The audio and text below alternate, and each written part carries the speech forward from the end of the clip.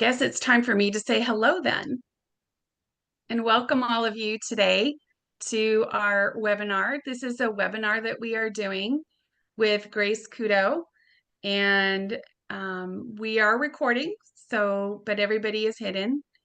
We would love for you, if you have questions today throughout the webinar, they can be placed in the chat where they will be monitored, and we will be pulling from those questions.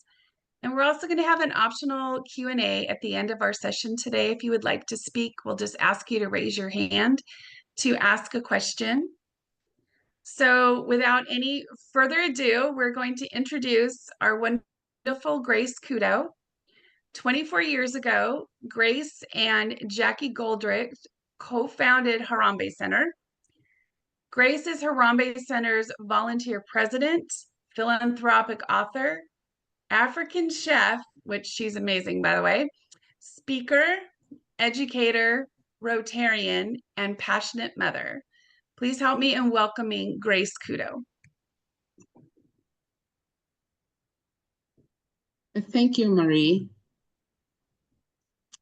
And Jambo, which means hello in Swahili, and welcome to all of you who are here to help us celebrate and honor Mothers of Impact.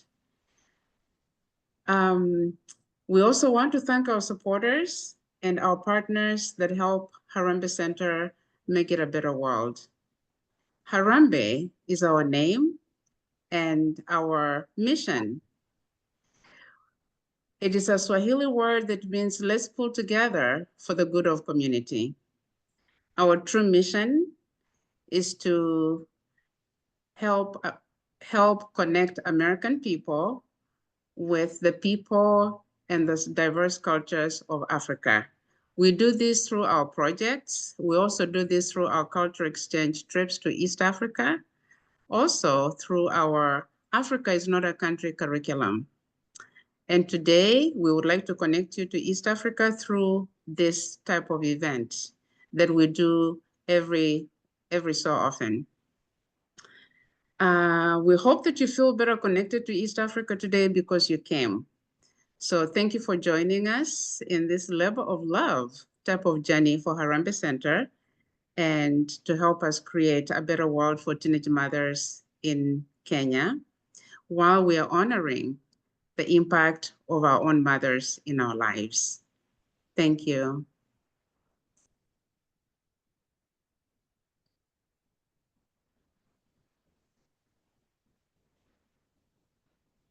Marie, you're muted. Muted myself because of a dog. Hello. Hi. Wanted to let you all know we're going to play a video now that will introduce you to Harambee. And so with that, take it away, Kelly.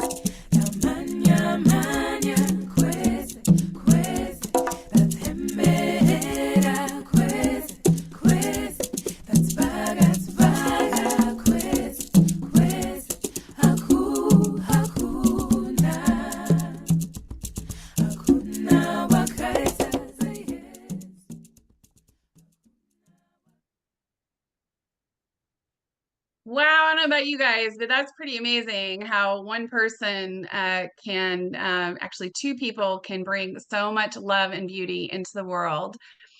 And today, as Grace indicated, we are brought together by her most recent book called Be the Gift, Be the Light, Stories of My Mother's Legacy. We are here to honor our mothers and our mother figures and to share the gifts of motherhood across our cultures. We are also here to support the teen mothers in Kenya and Uganda through our scholarships to embrace them as mothers and help transform their lives and those of their children. Grace asked me to facilitate our time together today after hearing my stories about my own mother and my Aunt Lee. Although my aunt never married or had children, she raised me during the last 13 years of her life until her recent passing in December at 101. Among her many gifts to me, she taught me how to take care of myself so that I could take care of others. She also taught me to never stop learning or educating myself. There is always something new to learn. But I often wonder if my aunt would have become who she was without the help of others.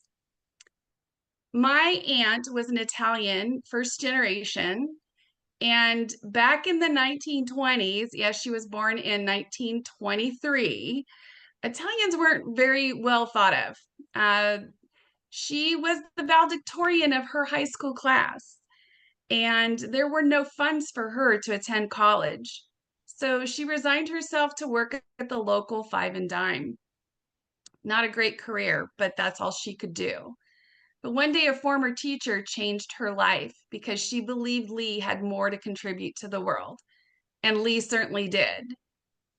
This woman helped her attain admission to Cornell University, where Lee graduated in 1945 with a degree in biological sciences, when most women were only getting a home economics major. She went on to have fellowships at both Oxford and Harvard.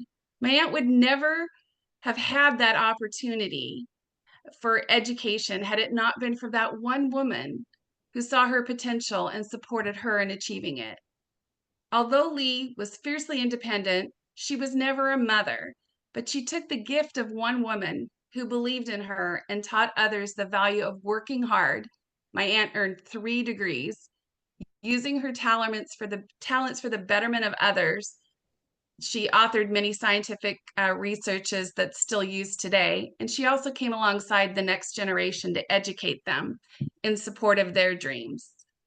Be humble, be a light, be educated, be love to someone who needs it, were the lessons she taught me.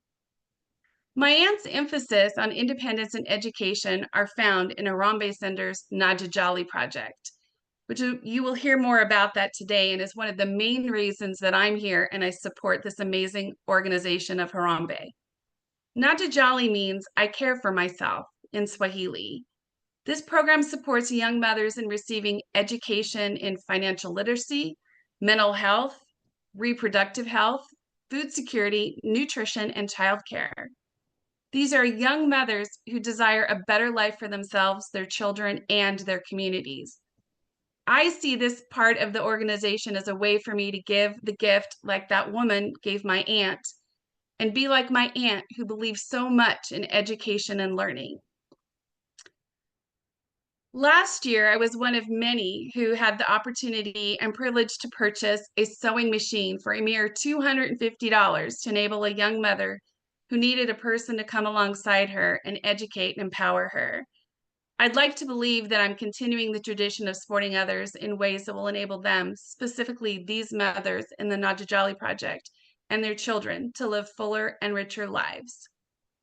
So now that I've told you a little bit about the woman that I'm honoring today, what mother figure are you honoring? We have a poll that we're going to put out there for you to kind of see, is it your mom? Is it another mother figure?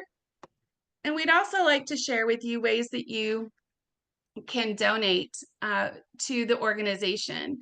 This is a picture of the young woman that I was talking about. That's one of the things that we can help provide these girls with. I believe we funded all of our sewing machines, but we also have needs for other supplies for the girls.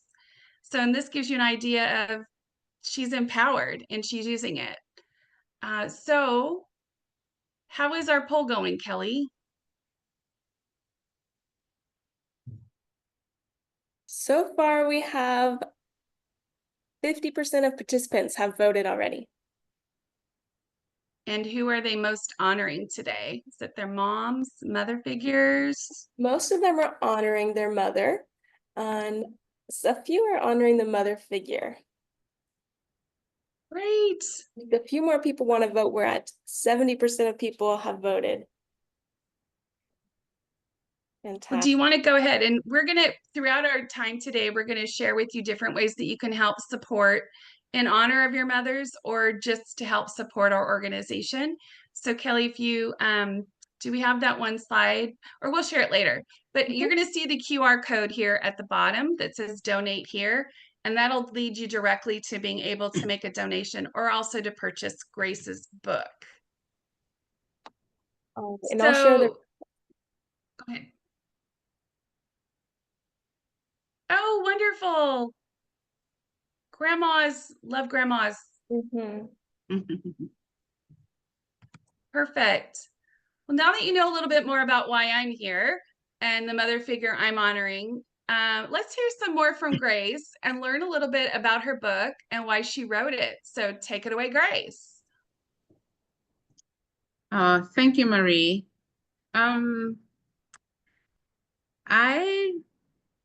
First of all, I was born and raised in Kenya, in the village where we're supporting the teenage mothers. So I wanted to write this book. This is my fourth book. And I wanted to write this book to give back to these young women and other students that we are supporting through scholarship mission. And so when you get a book, you're essentially giving us a donation that we're asking towards the scholarships. So I really, truly wanted just to give my heart back to the students that we support through this book. And also to set up a fund to help sustain Harambee's mission going forward.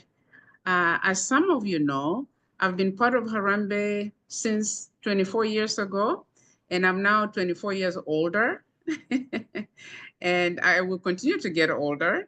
And so I'm hoping that this book will also help us build a fund that will help sustain Harambee after, I'm not able to participate practically, with Harambee's mission. I will always be part of Harambee, but this book is truly, truly to continue my voice at Harambee's table and help fund the scholarships. Yeah. And why did I start? Why was I part of the beginnings of Harambee Center? Going back to the village where I was born, I travel back many, many times. Many times I bring volunteers with us to help support the communities, to help partner with the communities, to help build capacity for sustainability for the communities as well. At the first time, I was back before Harambee started. So we have a rainstorm going on here, really, really severe. So if I go up, it's a little, it's a little interesting right now. I'm sorry to be distracted. Woo. There must be thunder and lightning above you. Yeah.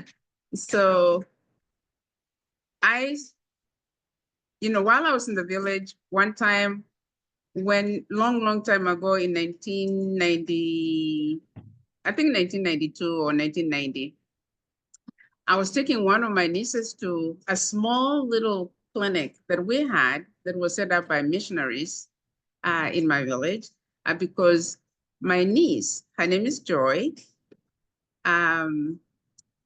she was 9 years old and she was having convulsions from malaria. So I took her to the little clinic just to figure out how they could help her. And while we were sitting in that little clinic, we had a rainstorm, just like the one we're having right now as I speak. And I'm a little spooked out because of the rainstorm. But we had a rainstorm, so we had to close the windows in the little room where we're sitting, and they're made out of wood. When we closed the windows, it got really, really dark in the space where we were. And all of a sudden, it just dawned on me about how my mind went back to United States when I had preeclampsia, uh, toxemia of pregnancy. It's a high risk condition for, when you're pregnant. And I almost died from it 3 different times. And while I was sitting in that space, my mind went back to that experience. And in my mind and my heart, I knew that if I had never left the village of Chole, I would not be alive in that moment. And it really, really, really touched my heart. And from that time, I decided I was going to go back to Oregon and finish my book that I had put in the closet, in hiding. I had never told anyone I was writing because I didn't want anyone to hold me accountable. But I went back and finished the book. Within 3 months, the book was out, and all I ever wanted to do was build a clinic so that the women at Chile could have prenatal care so that a high-risk condition like the one I had could be detected before it killed them. And that's all I ever wanted to do. But through that process, the clinic was built. And the second book, funded the clinic with more funding from other supporters. Then friends of mine that surrounded us during that process said, Grace, let's start an organization that can also allow us to participate in this great work. And that's how Harambee got started. And so I co-founded it with Jackie Goldrick, who just passed away December of last year. So as we speak today, she's on my heart, and I know she's watching.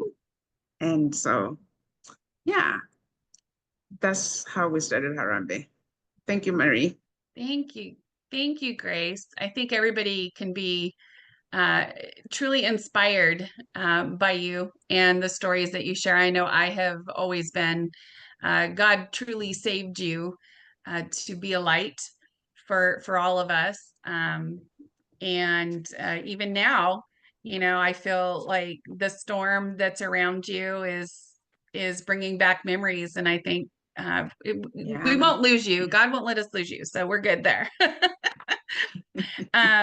So we're going to move into a discussion now with the panelists that we have for you today. We have Grace and Tammy and Antoinette, and also Grace's daughter is going to join in with this conversation today because she authored part of the book with Grace.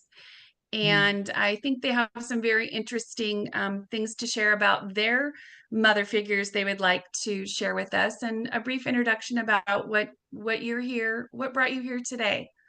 So take it away. Let's start with Tammy. Hi, everyone. It's such a pleasure to be here this evening and morning if you're around the world. I'm not sure where everybody is from today. Really happy to join you and be part of this mission with Harambee Center. So what brought me here today is that I met Grace back in 2017 through Rotary, and we shared some stories about our childhoods. We learned that we had some significant similarities, having lost parents, and I spent my childhood in foster care from the time that I was 6 all the way until I graduated. And so when I learned the things that she had been through and the things that she was trying to do for people across the world and to help students, I was hooked. So that's what brought me here today. Thank you, Tammy. Antoinette. Good evening, everyone. Yes, I'm Antoinette Gatewood, and I just met Grace a couple of weeks ago, and I was really impressed with the organization, and I also have some same similarities with Grace because I also lost my mother at the age of 7. And so as I was reading her book and seeing the connections, I was like, wow, we are both people that love to serve and, just honoring mothers. I always tell my students, 'cause I'm also a teacher, and like today, the kids wanted to do Mother's Day cards, but some of the kids didn't want to do any Mother's Day cards. And I always tell them, I said, if you still have your mother, you are blessed, right? So for me, as a young lady, losing my mother, any woman that showed me any attention, I became clingy towards them because I was looking for that motherly figure. And it also made me want to be a better mother once I became a mother. And my interest with single mothers. And a lot of people don't know that African American mothers are mostly single parents. And so, we need to know about their struggles and also their successes. And so for me, it made me want to be better for my children because of desire of having a mother. Even though I only had my mother for 7 years, um, that was the best moments of my life. But then after I lost my mother, I also felt like I lost my father at the same time, even though he's still alive. So my support system was just like how Grace was talking about her village was basically, family, and most of all, my church family and God. So that's the only way I was able to get through being a single parent. I have 3 beautiful children, blessed that none of them got in trouble. I always instilled in them about how they should handle themselves. And I will always tell them manners take you a long way, even when you're struggling. So far, they've been doing really well. Uh, Me being in the military, I served in the military for 20 years. Once I retired from the military, I went back and got my educational degree so I can continue to teach. Then I got into ministry. And so I've always had a serving heart, and I'm still serving today. And so that's how I was inspired and really enjoyed meeting Grace. And I hope that we can continue to do something beautiful things together. An awesome woman of God, and I'm happy to be here. Mhm. Well, thank you so much for being here. That was I'm sitting here listening to the three of you who have spoken so far and just realizing you all lost your mothers really, really early on. And yet look at the servant's heart that all three of you have through the loss of your mothers and what they taught you before they went on ahead. I mean, it's a beautiful, it's a sorrowful but yet beautiful connection to have together. Yeah.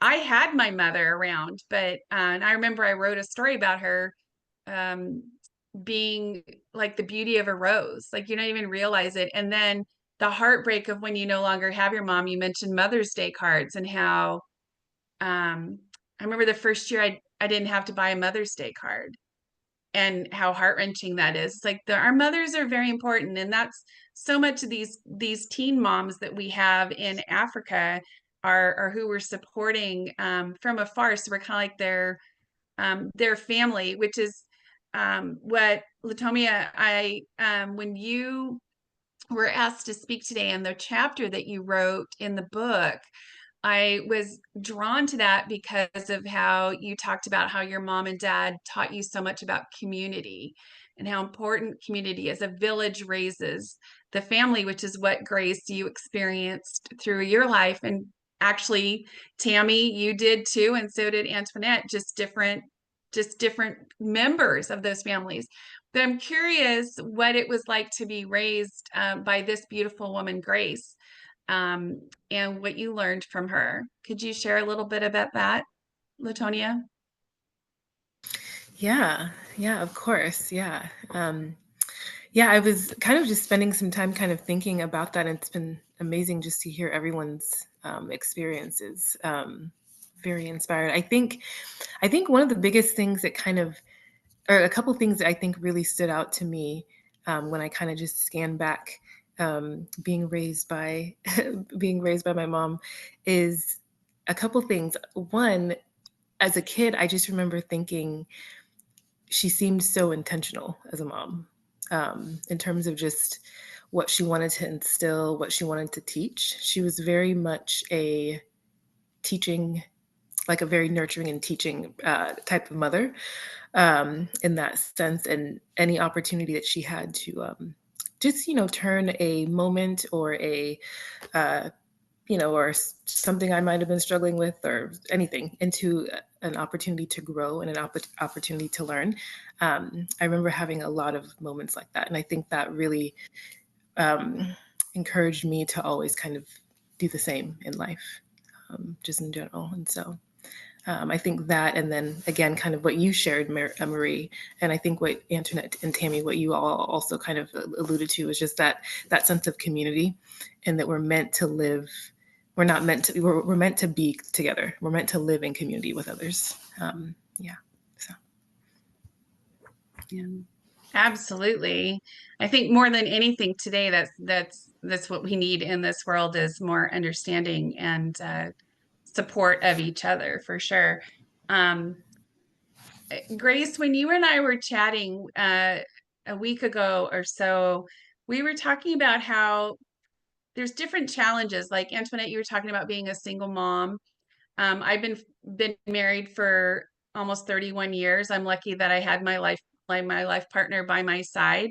I don't know what that's like, to be a single parent. Um, but Grace and I were talking about what it's like to be raised in the United States versus what these mothers in Africa have to go through. So I'm curious, because I know, Tammy, you've been there, to Kenya. Like, what kinds of things did you notice that mothers have to experience as a mother in Africa versus an American mother? Wow, that's a really difficult question. I think in the United States we have a lot more support that is available to us. But it's a different experience for every person, wherever you live in the United States or wherever you live around the world. But as far as having support from programs and other things, there is definitely more available here. It does depend on what age you become a mother and how mature you are. So we definitely notice that the age of motherhood in Africa typically is significantly younger than it is here in the United States.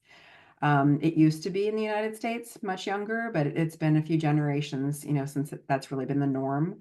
And now it's getting older and older here. And a lot of young women are waiting until they're 30 or older to have children, which means that you're established and you have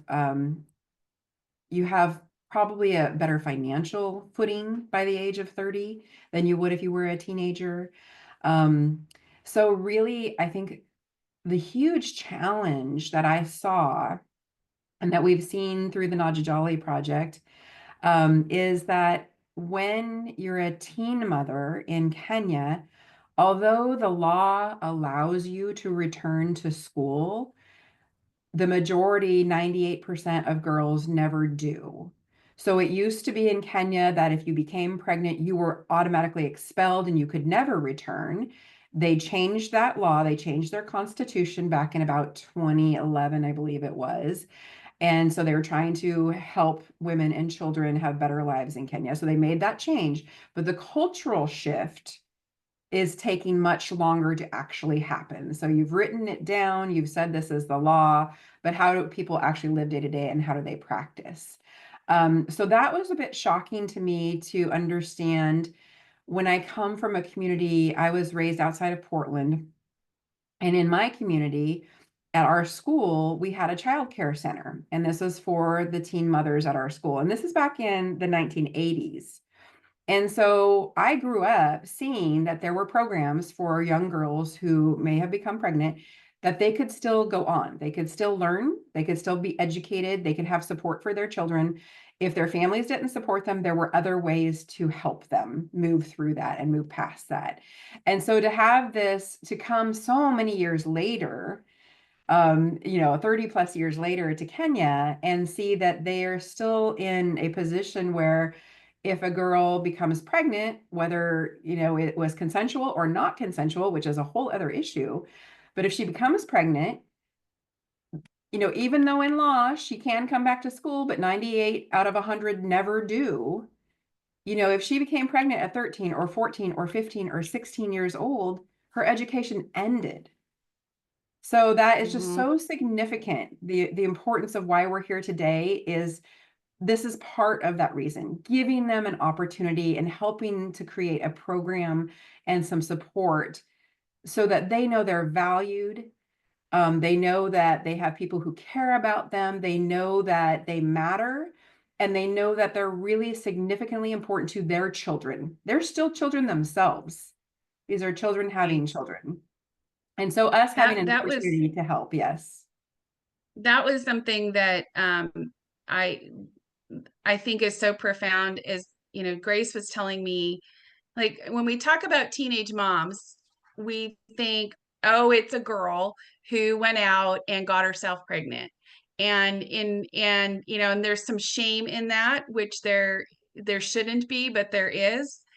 But these young women in Kenya didn't do that in most cases. They've either been they're like a product of rape oftentimes.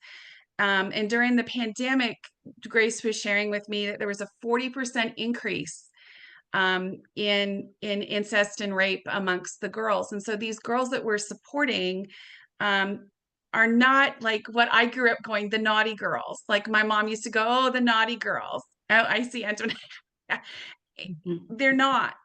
And what we're doing is transforming lives through Harambee and the Najali Project. And I think that's really important to understand. And there's so much more being done on the ground with mental health, as well as helping overcome stigma. And we still need to do that here in the US. But Antoinette, I'm super curious. I don't know if you're aware, Grace was sharing with me in Africa, what would it have been like for you as a single mom with 3 kids, having to go fetch water? If you lived in a village in Africa and you had to go fetch water for your family for the day, what would that have been like for you? Devastating. But one thing about me with my children, their ages are so far apart. The ages of my children today, my oldest is 40, my daughter is 32, and my youngest is 21, soon to be 22. So my oldest was able to help with the next one, and my daughter was able to help with the youngest one, right? Which was a blessing. But yeah, I just can't imagine being able to do that. I know I would do it because my number one interest is my children. I'm going to sacrifice, I don't care what, when it came to my children. And I wasn't always a single parent.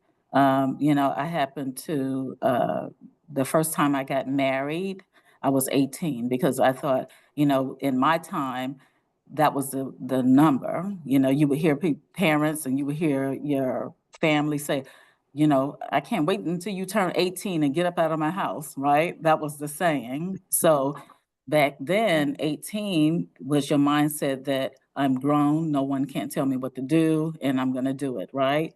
So me, once I graduated from high school, my mindset was I'm going to graduate from high school, I'm getting married, I'm joining the military, and that's what I did. I wouldn't suggest that now because now being a teacher, okay, that was me. Excuse me. Yeah, my lights went out. I was like, where'd you go? Yeah, I'm in my classroom, so if you don't move, after a while, your light's gonna go out. But yeah, so I wouldn't suggest that, because now that I'm a teacher and know better, I would tell the kids, no, wait until you're at least 25, because your brain is not fully developed until you're 25, right? True. And so, Very yeah, true. so that's a struggle. And then, because I married so young, I end up getting a divorce. And then after that, years later, I remarried. And so once I remarried, never in a million years thought I would become a widow. So I became a widow in 2005, and my Goodness. my last child was just turning 2. So now I had to deal with not only being a young widow, but also having to raise 3 children on my Raised- own. Yeah. So Wow. that was definitely but it was a blessing at the same time, because like I said, strength, a mother Yes. that loved their children, and I didn't want my children to go through what I went through as a child. So, yeah, they were my main focus, and I just instilled in them, to, you know, who they are, build their confidence. I didn't want them to go through. I didn't spoil them.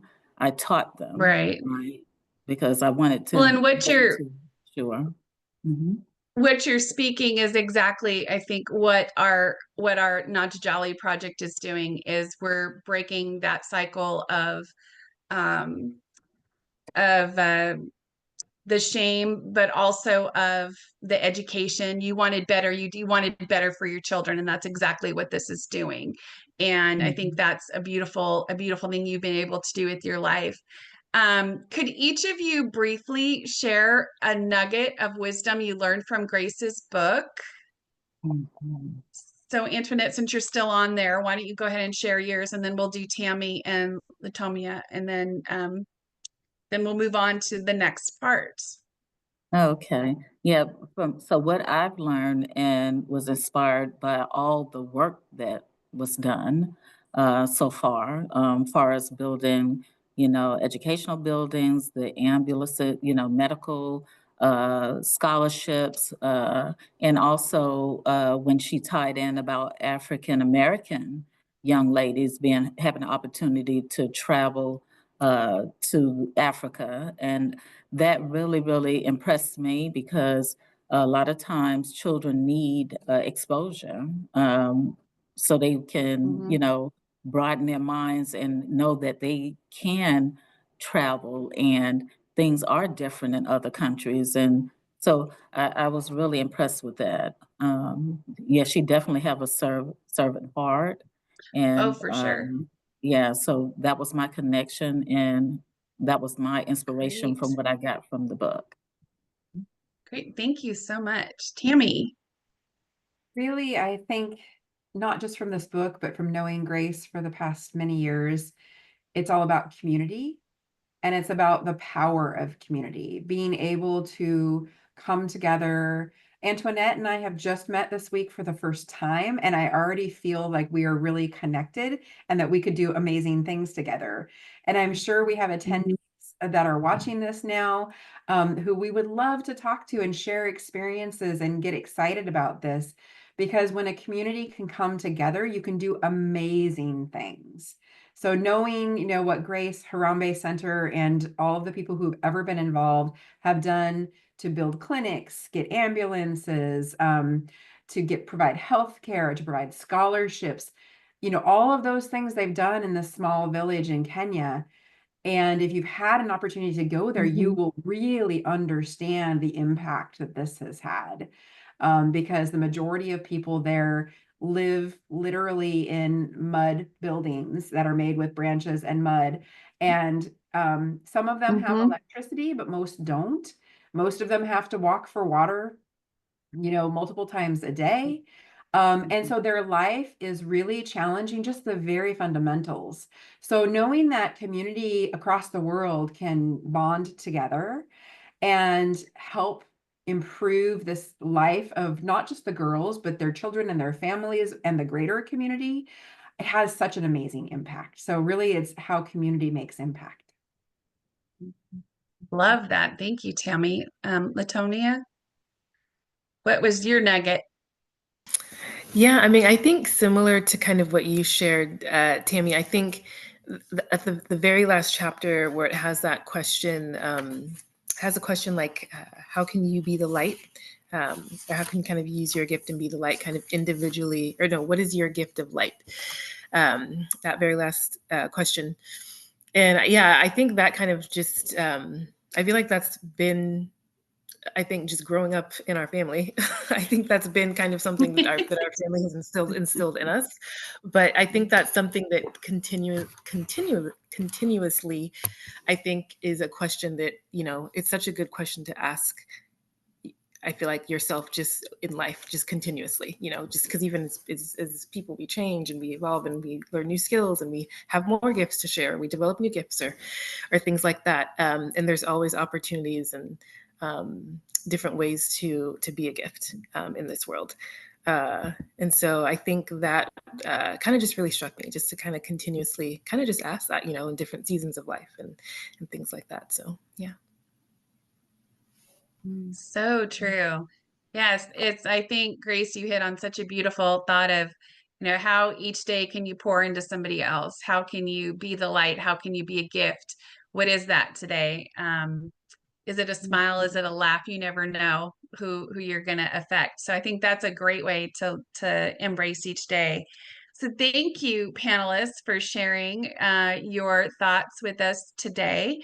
We are going to now hear from a couple of our long-term donors.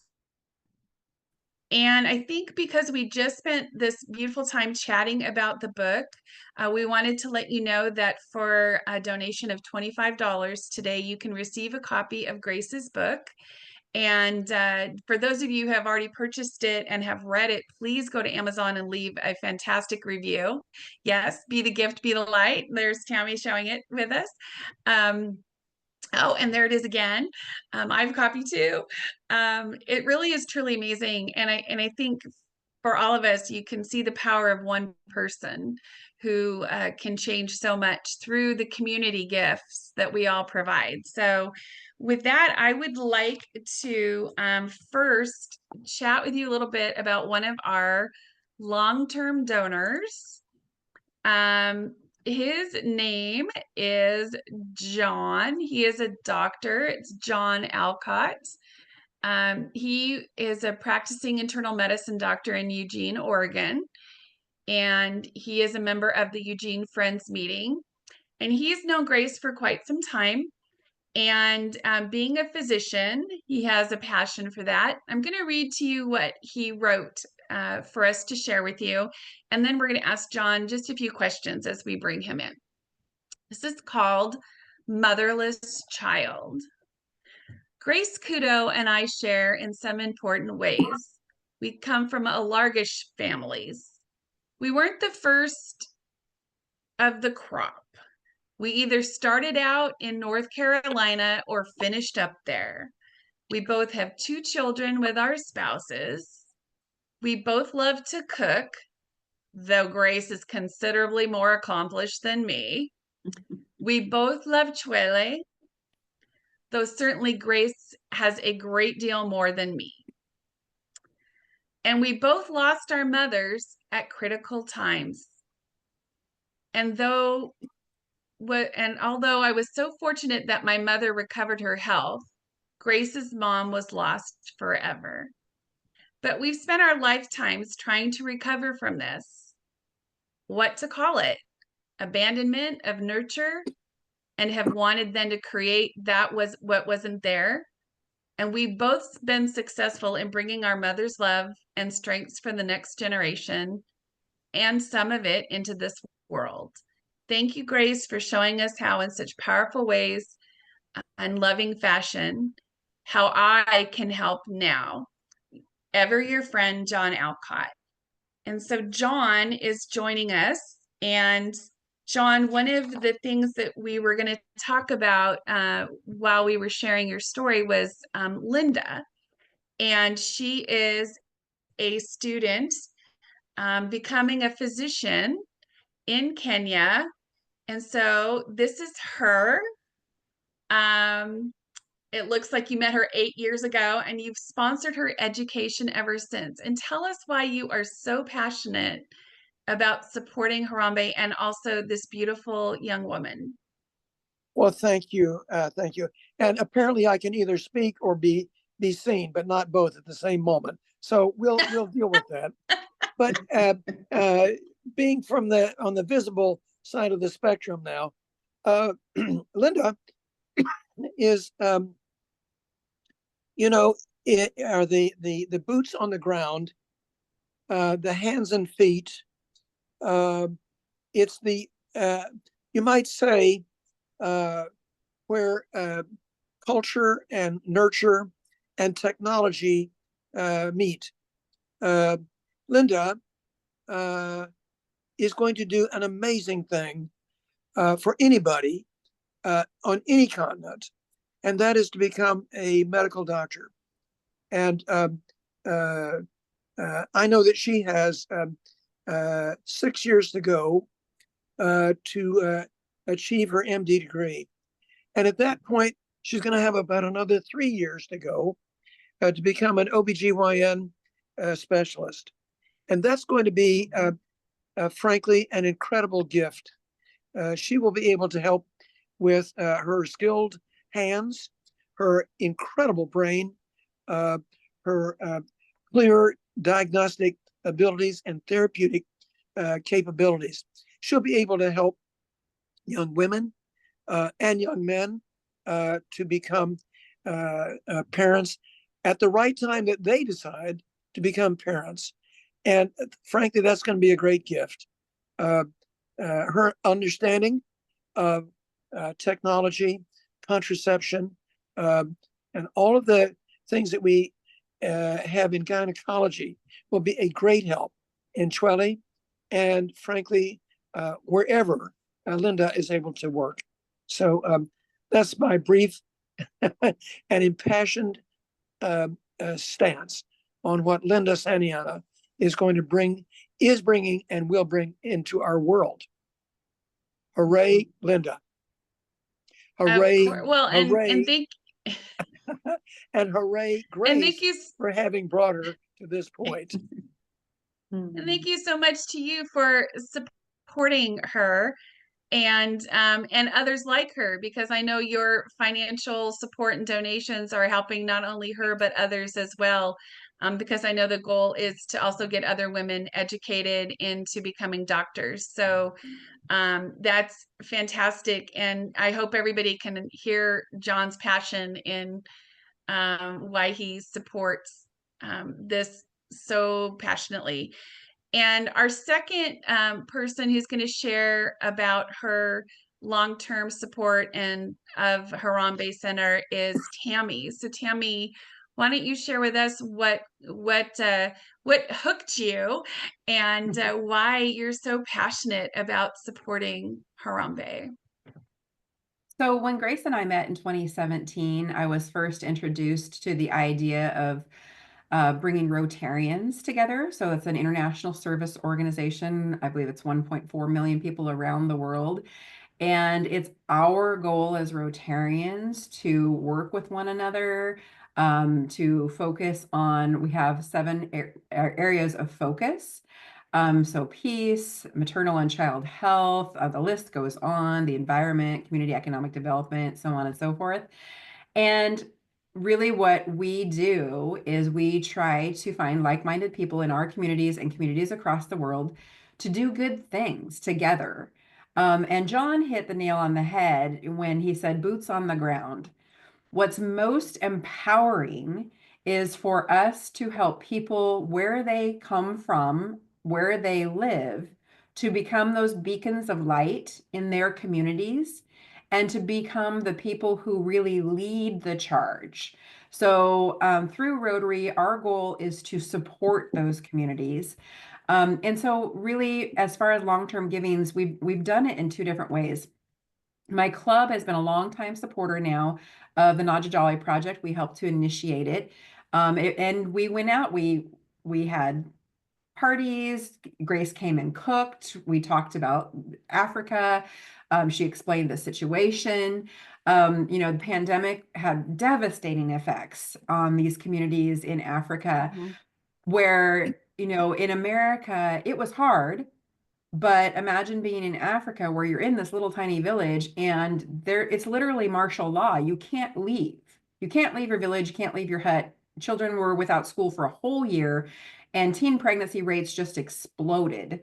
So to know those things and share those things really got people involved. Personally, for myself, as I got to know the community, my husband and I, of course, participated in helping to fundraise for the Naja Jolly Project and that original 2-year project. And now it's in its sustainability phase. But I got to know the people who were with Grace Resources for Community Action, which is the arm of Harambee Center that actively works in the community. So they have their own board, they partner with the Harambee Center, and they make the projects actually happen. So they helped throughout the Naja Jolly Project, where we did the pilot program for 2 classes. And we knew that when the Rotary Global Grant ended, which made a significant investment, it was a $180,000 grant. Plus, we put funds we had a community member who helped to donate to help build the child care center. So that was another $30,000. And we got the government of Bungoma County to match that so that they could build the child care center. Plus, we helped raise funds to help with the water system on site. And we raised additional funds for extra materials and supplies, all the things that you need. So we walked through all of this, and I got to watch on the ground because I've traveled there twice now. And the first time I went, I spent a full 2 months and I got to live there. I wasn't in a hotel, I was living with families. And so I got to know them and meet them and love them. So I saw the team at Greca. And I saw Joy and I saw Moses. Joy is the executive director. Moses is the chairman of the board. Agatha is the long-term board member, and she's a principal at a high school. She's an educator.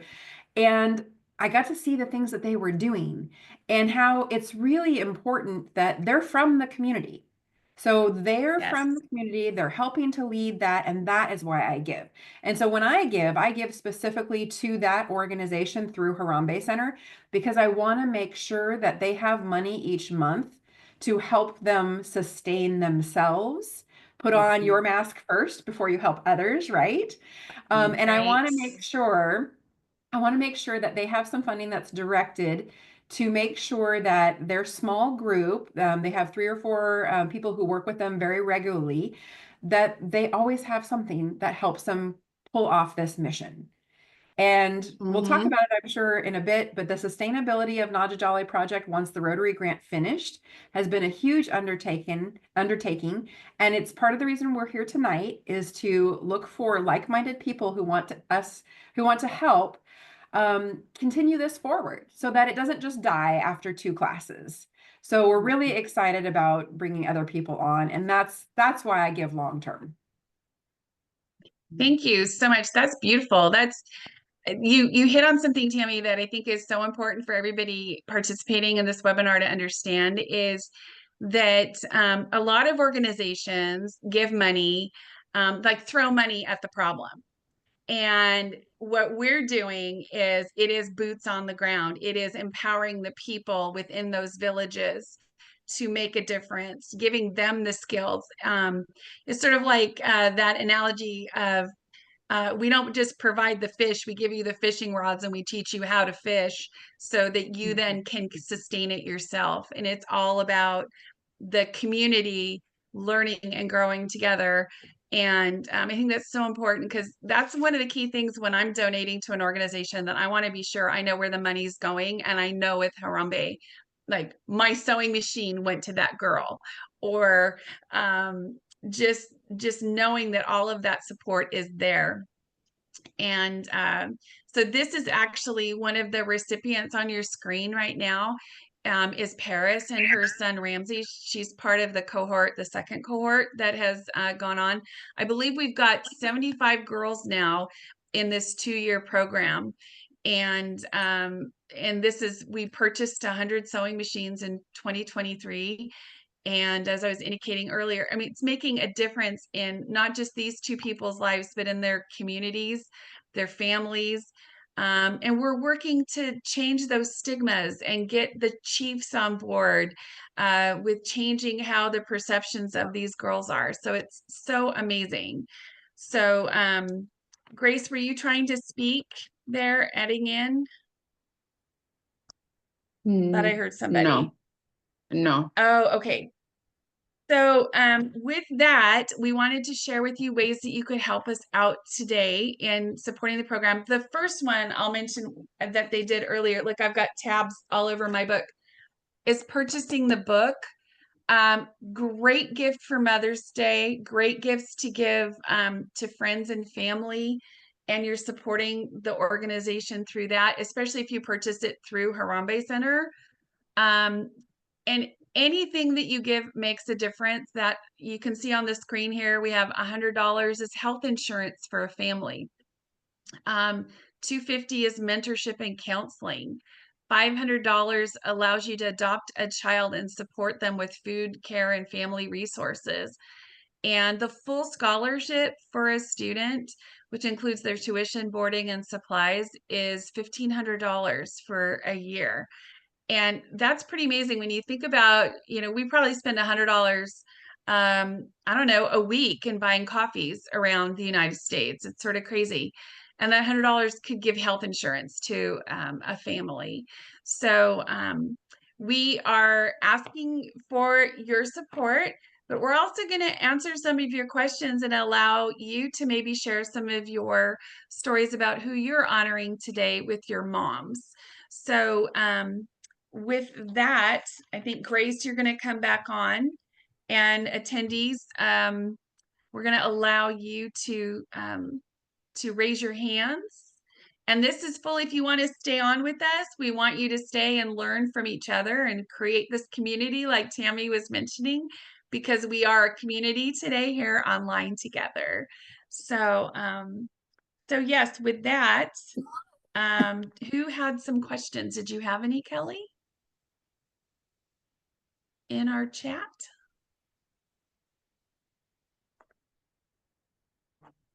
Yes, one came in. One says, how many teen mothers has Harambee Center supported with these projects so far? Grace, do you want to answer that? Yes, we have so far we've supported well, altogether, starting with a grant from Rotary International, we have supported 75 girls. The grant supported 50 girls, which was the beginning of the grant. And this year we're supporting 25 girls, which is the first class of our sustainability phase that Harambee committed to with the local partners in Kenya, Greca.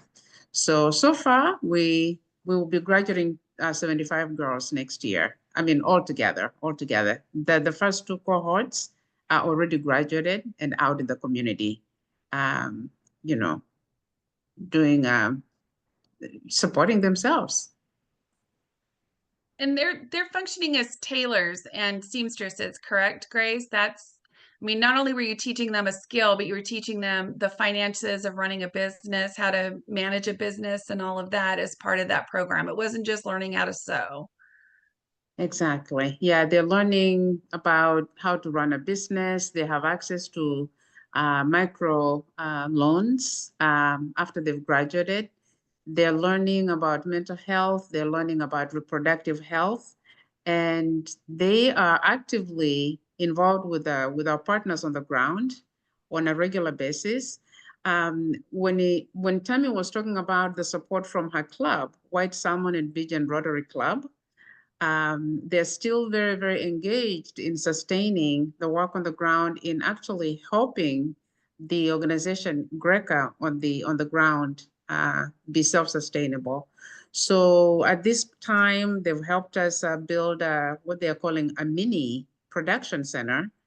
When the girls are not in school, or for those who are already graduated, they come to that area, to that little mini center to to make products or to do hair for those that are, those that have got skills in doing hair so that they can make a small income for themselves.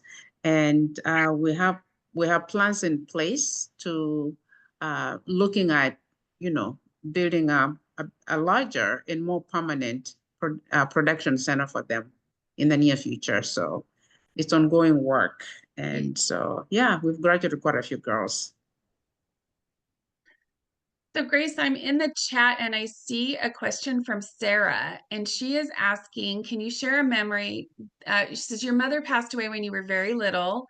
Could you share a memory that informs how you interact? Let's see, can you share a memory that informs how you interact with the world and community?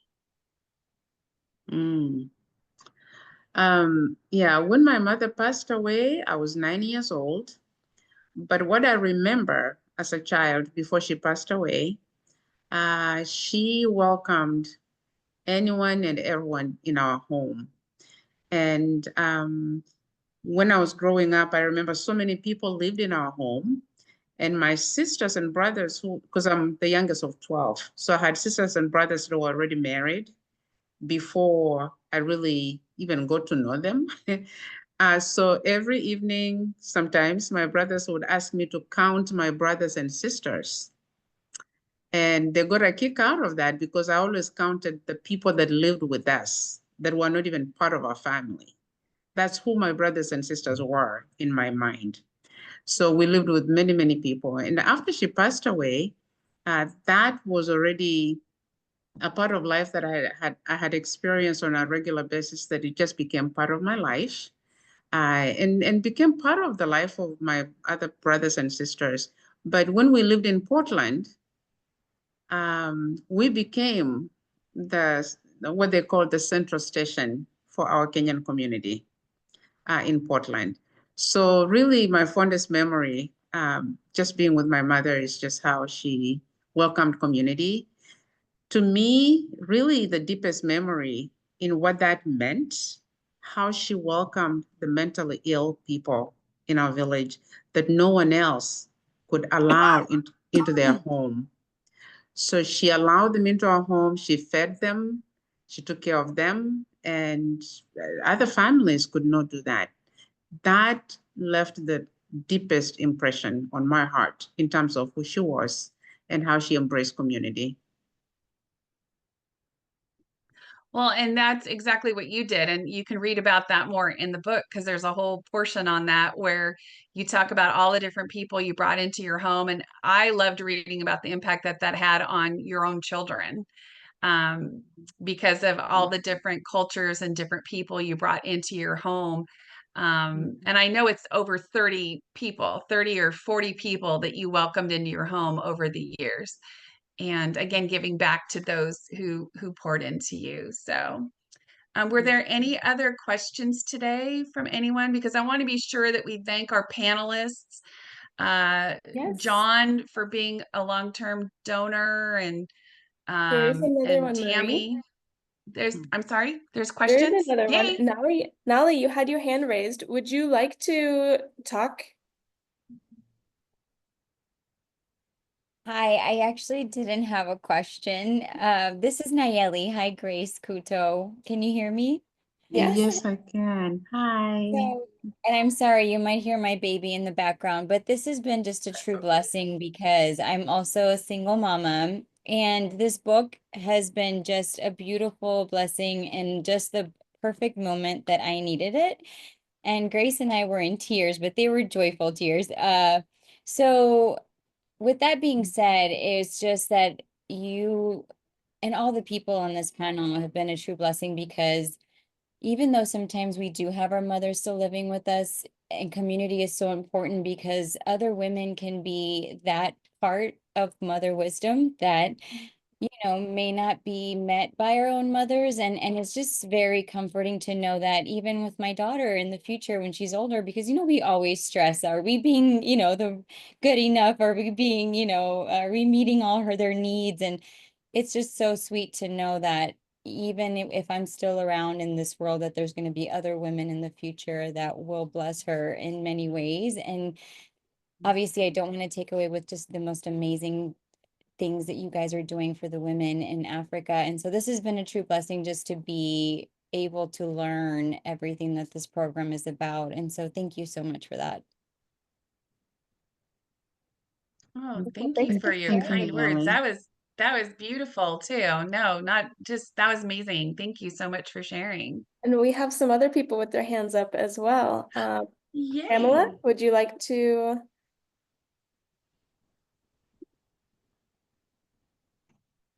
Good evening. My name is Pamela. Grace has been, I came to America just a few months ago, and I must attest to the fact that Grace is living her mom's legacy. She's such a wonderful lady. I came here being new in a place, you feel lost.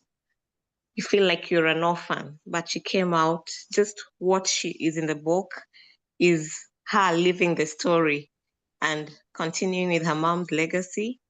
And with this Harambee organization, I would really love to be part of it because not only is she a mentor to me, she's become my mom. I love you, Grace. Oh, Thank you. Oh, oh oh. gosh. Thank you I so think much. Grace is definitely all of our adopted moms for sure. You That are brings light. tears to me. Yes. And one more, we Oh, have Karen with their hand up as well. nice.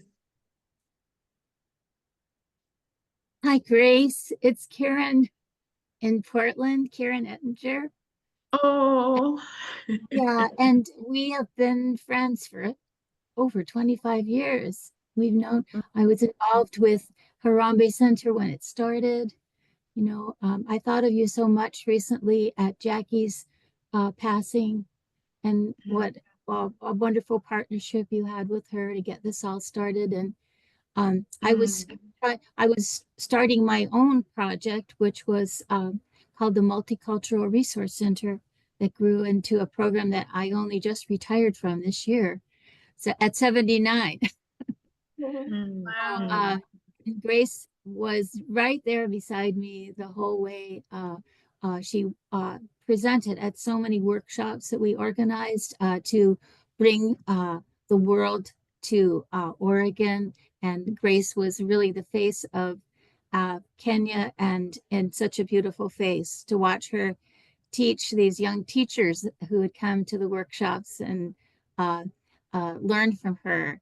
And they never forgot her, So, so it's kind of anything that we did in that way, that when Grace was there, we knew we were maybe exposing like 200 teachers at the same time to her work. And especially Africa is not a country, just a fabulous book that she put together. So I felt so honored to get to talk to you, and I'm hugging you right now, Grace. She knows how long that we've been friends, and that oh, I just really enjoyed all of this. I feel in my mind after all these years that I have really been in Chihuahua somehow. I think I've even dreamt about it, even though I haven't actually been there. But just knowing all the work that Grace has done and how honored and loved she is in the Portland community. She's an icon. mhm. So anyway, just wanted to, I love you, Grace. Thank you, Karen. And I just want everyone to know that Karen was on our very first grant from Fulbright to send 15 teachers from Oregon and Washington states to Ghana. And they came back and developed a curriculum Yes. called Glimpse of Ghana. And so Karen has been an amazing, amazing supporter of Harambee through in-kind and, financial support as well. Thank you, Karen, for staying on the train. It's been, Yes. And it's thank you been a again while. for that trip. I had a woman from Ghana live with my family when I was about 5 or 7 years old.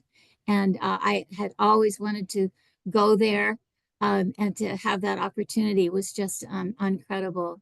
And we created a wonderful culture box on Ghana that I brought, like I filled suitcases full of things that we brought back. And just to visit schools there. It was such an honor. Thank you, Grace. Thank you, Karen. Thank you. And thank you, Pamela, as well. When I heard your voice, I just, you're my new daughter. Karen, you're just amazing. And thank you for being in my life. Yeah. I think you grow your family with every person you meet.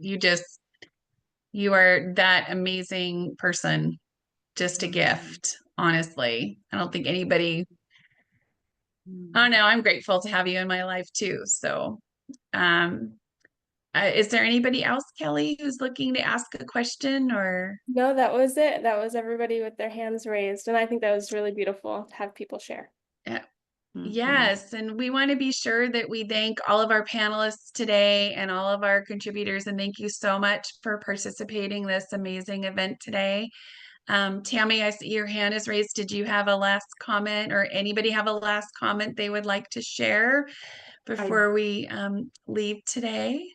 I did, and I'll keep it brief, but I wanted to share a thought that I had while I was listening to these amazing stories of the people who've joined this call today and told us about their connections. That one of the reasons that I'm so enthusiastic about this organization and about Grace Resources for Community Action on the ground is the level of commitment that they make to the people that they serve. So this is not just we're handing you a check so you can go to school and it's part of your tuition and we never see you again. They become very involved. As you heard Dr. John Alcott talk about Linda, and he's been involved with her, I think you said for 8 years now, and she's got another, how many, 9 years to go, and he's fully committed to helping her. It's just an amazing connection. It's an amazing commitment. And Grace has done a wonderful job. It's not only the Najajali girls that Harambee Center helps, it's also regular high school students, girls and boys. They have different programs that they do. Najajali is just one amazing example. And so the girls that we are helping through that program, they're being helped with their tuition, their school uniforms, all their materials and supplies, everything they need for the dormitory. Their families are being helped because while they're at school, their families have to take care of their children. That's a huge commitment. So Greca is checking in very regularly. I think it's at least once a month with the families to make sure how the children are doing. And they're making sure that the girls know that their children are safe and they're cared for and they're fed while they're gone. So that's what I wanted to get. That last thought is the level of commitment is amazing, and it's amazing to be a part of this. And thank you to all the ladies who raised your hands and spoke up and have met Grace or getting to know Grace. Because yes, that's definitely what rubs off for me is that it's wonderful to be able to serve together. For sure. Antoinette, did you have any last thoughts?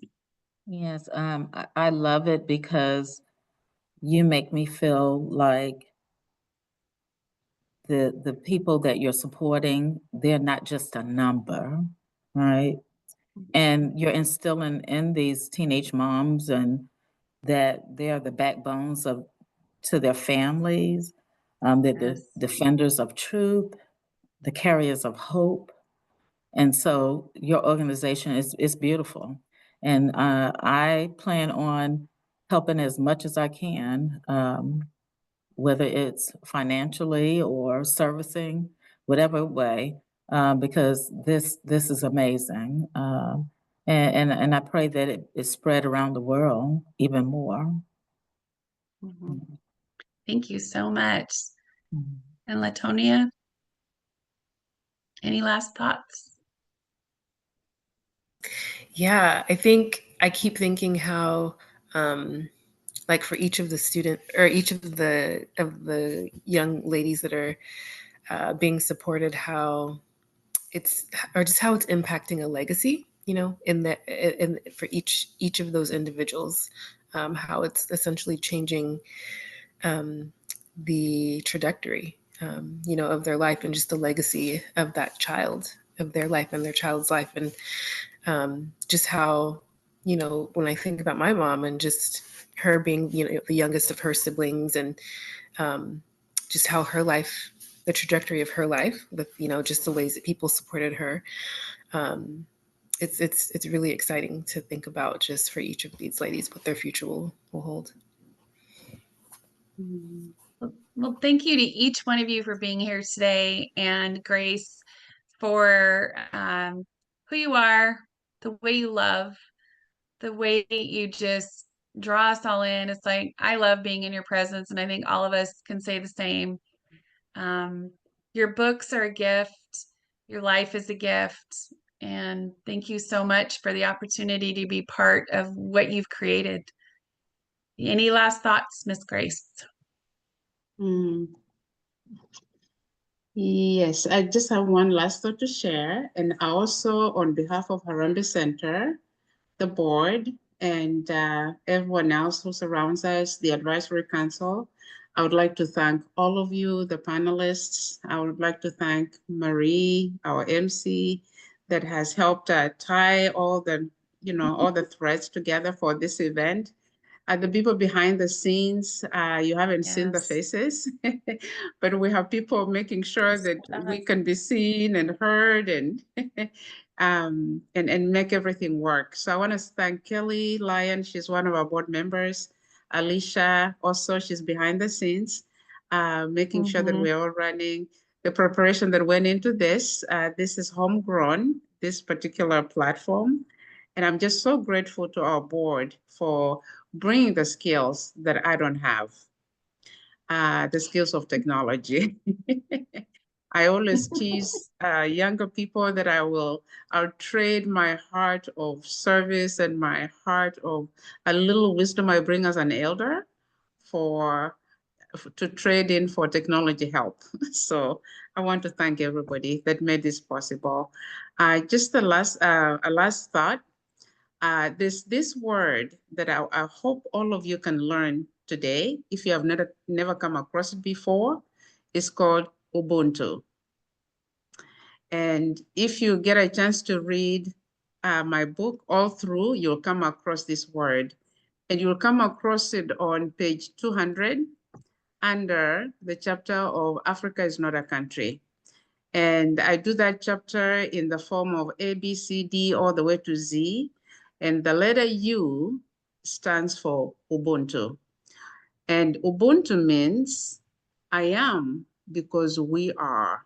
So as I've listened to all of us here, as I've heard, just what you've shared, and as I think about what Harambee means, pulling together for the good of community, the work that Harambee does only happens because we pull together, and therefore I am because we are. And this means that when individuals act together, they become an impact for the rest of humanity. And former South African President Nelson Mandela was thought to rely on this concept to a much more greater intent, more than the religious belief that others have relied on. And Bishop Desmond Tutu said, "My humanity is bound up in yours, for we can only be human together. We can only be human together." And so Harambee Center's mission of pulling people together for community good has created an Ubuntu culture of friendship and connection across 2 continents.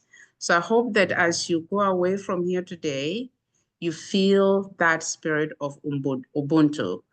We are because I am. I am because we are. And hopefully we can carry that into how we can, stay together, pull together to continue to support the teenage mothers in Kenya who need that community culture that we hopefully can bring to them through our in-kind and our financial donations. So I'm really, really blessed to hear your hearts. And I'm really humbled. I'm really humbled. And, I've dropped a few tears through the program. So